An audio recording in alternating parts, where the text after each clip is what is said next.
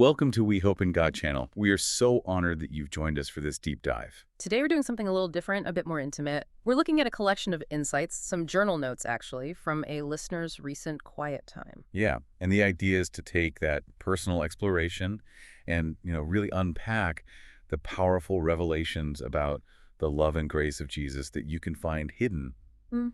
well, sometimes in surprising places. Mm-hmm. Places like the Old Testament. Our goal is to meditate on that and maybe find a small light for your walk with Christ. That's right.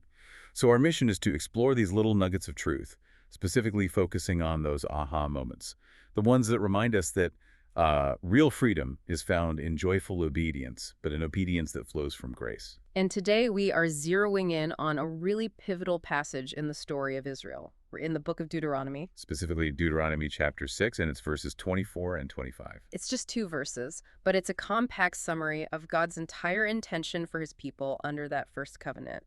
Okay, so let's read the source material directly so we can all hear the full weight of Moses' words to the people. The Lord commanded us to obey all these decrees and to fear the Lord our God, so that we might always prosper and be kept alive, as is the case today. And if we are careful to obey all this law before the Lord our God as he has commanded us, that will be our righteousness. Wow. That is doing some heavy lifting for just 2 verses. It really is. And to really appreciate it, we have to grasp the historical context. I mean, who is speaking? It's Moses. Right. And who's he speaking to? To a whole nation standing right on the brink of this profound, profound change. It's more than just a history lesson. It's what, like a covenant renewal ceremony? Exactly. That's the perfect way to put it. They are literally about to enter the promised land, a land that's already occupied, mind you. Okay.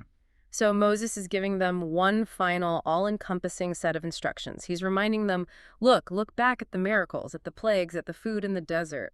God brought you here for a reason. So he's not just dropping a new rule book on them. He's explaining their entire identity, isn't he? He is. He's reminding them of that grand vision that God laid out, that they were meant to be this kingdom of priests, a holy nation. A unique people, Yeah. set apart from everyone else by how they lived according to God's standards. Hmm. And what's so fascinating here is that the command, it isn't framed as a threat. No. It's framed as an explanation for why they've prospered so far. He's not saying obey or else. He's saying obey because this is how you thrive. That one little shift in framing changes everything. It really does. Okay, so let's unpack this core reflection point, because this is where the listener's notes really started to dig into God's heart. Mm-hmm. The common idea, or maybe misunderstanding, is that the law was just this long, arbitrary list designed to test if you'd comply. And this passage just completely counters that narrative. If we can strip away our modern baggage, we see God defining the purpose right here.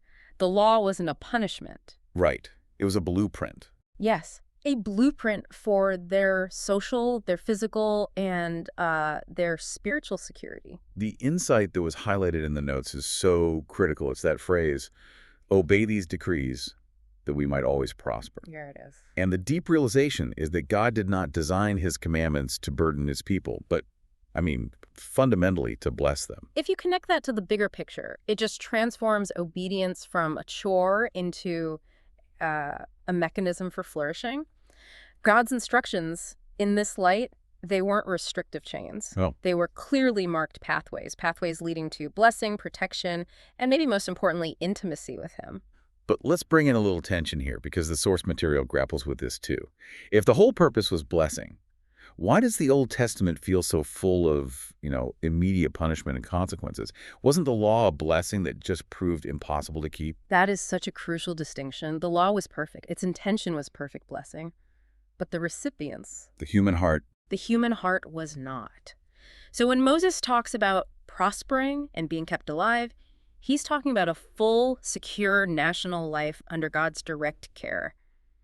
To prosper meant living in shalom, in wholeness. Both for the individual and for the nation as a whole. Precisely. Their adherence to those unique standards was the very mechanism by which they maintained their security and their relationship with God. Okay, so they were kept alive as a distinct nation because they upheld this system. Yes. If they stepped outside the boundaries of the law, they stepped outside of that comprehensive protection, the consequence wasn't God being arbitrary. It was the inevitable result of leaving the safe zone he'd created. And this leads us right to the most powerful and maybe the most challenging conclusion of the verse. I know where you're going. And if we are careful to obey all this law, that will be our righteousness. And this raises one of the most important theological questions, especially for you listening. How does simple, careful obedience become righteousness? Yeah. We have to understand what righteousness meant in that old covenant context. It wasn't about, like, moral perfection in the way we think about it today, was it? Not exactly. It was about relational rightness. Under the terms of that covenant, righteousness was achieved by external, meticulous compliance. If an Israelite followed the commands exactly, They were considered right before God. yes, under that contract, they met the standard required to stay in the covenant. So righteousness wasn't something gifted to them, it was earned. And it had to be maintained through works. It was conditional. It was. And if you failed in one area, you broke the covenant, and that righteousness, it vanished. And that's the crushing reality that the New Testament just throws into sharp relief. It is. The system was perfect, but it was almost designed to show that no human could actually maintain that level of perfect relational purity. The law became a mirror. A mirror reflecting our own inability to achieve righteousness on our own terms. Yes. Moses provided the blueprint for life, but the people quickly showed they just didn't have the ability to build it. And this just perfectly sets the stage for the massive shift in perspective that defines the new covenant. The listener's notes made this transition so well. They did, recognizing the Old Testament's purpose, but then immediately connecting it to the ultimate solution. The notes capture the heart of the gospel, really, moving straight to Jesus Christ. And the desire expressed in them is to live under God's loving rule, not as some obligation. Not as a shaky contract you have to maintain. Right, but as a joy and a delight that flows from a contract that's already been completed. And that leads to this internal conviction, which is that the happiest life isn't the one you invent for yourself. It's the life under God's leadership, operating within those boundaries He designed for our good, the very same ones Moses was laying out. But the crucial difference is the engine driving that desire. We are no longer working for the status of righteousness.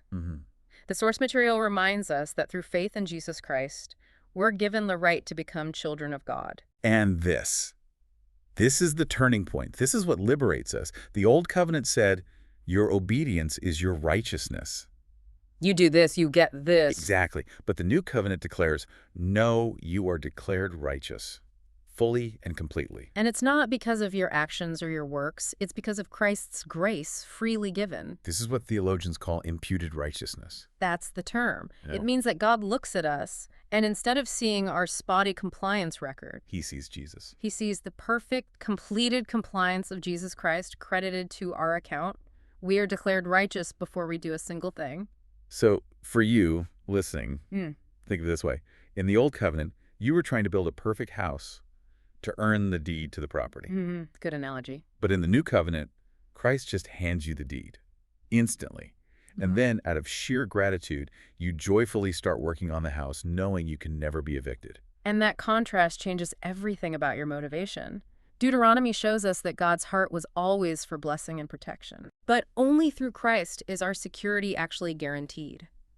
Our efforts at obedience, they shift from being a way to earn protection To being an expression of gratitude for protection we already have. Exactly. So what does this all mean for you today? If the goal isn't achieving perfection to earn your standing anymore, but instead it's deepening your relationship with God, a relationship fueled by knowing your standing is secure. Then the relevance is choosing to live in that grace every single morning. The commands Moses laid out, those original pathways to blessing, they're no longer sources of dread or fear of failure. They become opportunities to express love. That's it. We don't obey to stay saved. We obey because we are saved, and we delight in the one who saved us. The listener's reflection really nailed it, noting that this distinction delight versus dread, it's everything. It changes your whole walk. It means focusing on connecting with Him, recognizing the chains of burden are broken, and all that's left are the pathways to protection, intimacy, and flourishing that God wanted for us from the very beginning. So if we synthesize this whole deep dive into Deuteronomy 6, we see this marvelous arc of salvation history. Yeah. The original purpose of the law, blessing and protection, but it was conditional on perfect obedience. Our new reality, secured by Christ's finished work, is a righteousness we get through faith alone. Which allows us to reread the Old Testament not as a handbook of rules we failed, but as a testament to God's unchanging desire for our good. We can approach those commands with joy, with gratitude. Not fear, not burden. And that choice reframes your entire interaction with God. It moves the focus off of your performance. And onto his finished work. So here's a final provocative thought for you to chew on. If the happiest life is, in fact, the life lived under God's loving leadership, what's one small, immediate way you can choose delight over duty in your schedule today? What boundary, maybe one you originally saw as a restriction, can you now embrace as a guaranteed pathway to blessing, knowing that your righteousness is already completely and totally secured by grace? May that meditation be a small light for your walk with Christ.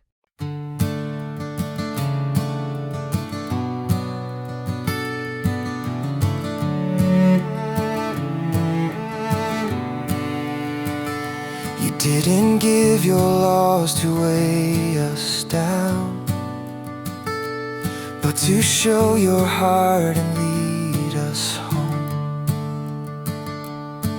You called us to walk in love and light, to prosper in your will, never alone. Your righteousness becomes our shield. Your mercy writes our story new. I find my joy beneath your roof. For every word you speak is true. When I listen, I find peace. When I follow, I feel grace. In your presence, I am home. You delight to lift my soul. You didn't give your laws to weigh us down, but to show your heart and lead us home. You called us to walk in love and light, to prosper in your will, never alone. Your righteousness becomes our shield. Your mercy writes our story new. I find my joy beneath your roof. For every word you speak is true. When I listen, I find peace. When I follow, I feel grace. In your presence, I am home. You delight to lift my soul.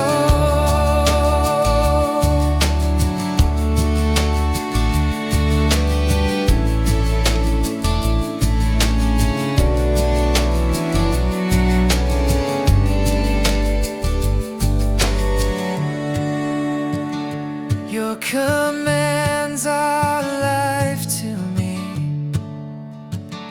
Your decrees my